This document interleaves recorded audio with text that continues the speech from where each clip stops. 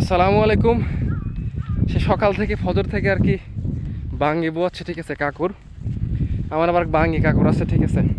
তো বাঙ্গি কাকুর আপনার সকালেই বওয়াতে হয় আর কি, যেগুলো পেকে যায় রাত্রে সেই পাকাগুলো আবার সকালে বিক্রি করতে হয়, ঠিক আছে।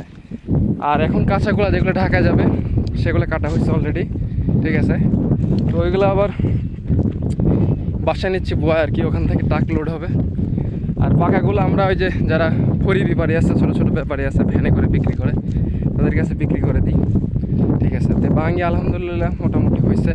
আর সকালবেলা বেশ করে অনেক পাকা বাঙ্গি উঠছে। পাকা বাঙ্গিগুলো অনেক সুন্দর হয়েছে, ঠিক আছে। দেখলে আপনাদের অনেক ভালো লাগবে, ঠিক আছে।